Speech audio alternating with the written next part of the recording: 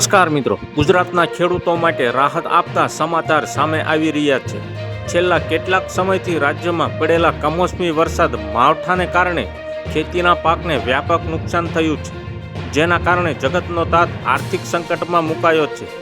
જો કે હવે આ આફત વચ્ચે દેવ દિવાળીના પવિત્ર દિવસે જ ખેડૂતોના આંગણે ખુશીની રોશની થવાની સંભાવના છે। સરકાર દ્વારા કમોસમી વરસાદથી થયેલા પાક નુકસાન માટેનું કૃષિ રાહત પેકેજ આજ સાંજ સુધીમાં જાહેર થઈ શકે છે। સૂત્રો પાસેથી મળતી માહિતી મુજબ મુખ્યમંત્રી ભૂપેન્દ્ર પટેલની અધ્યક્ષતામાં ગઈકાલે મેરેથોન બેઠકનો દોર ચાલ્યો હતો, જેમાં રાહત પેકેજને આખરી ઓપ આપવામાં આવ્યો છે। આ રાહત પેકેજની સત્તાવાર જાહેરાત આજ સાંજે પ્રેસ કોન્ફરન્સ કરીને સરકાર દ્વારા કરવામાં આવે તેવી પ્રબળ સંભાવના છે। આ જાહેરાત બાદ પાક નુકસાનથી પીડિત લાખો ખેડૂતોને મોટી રાહત મળશે અને તેમના ખાતામાં ઝડપથી વળતરની રકમ જમા થાય તે માટેની કાર્યવાહી પણ યુદ્ધના ધોરણે શરૂ કરવામાં આવશે।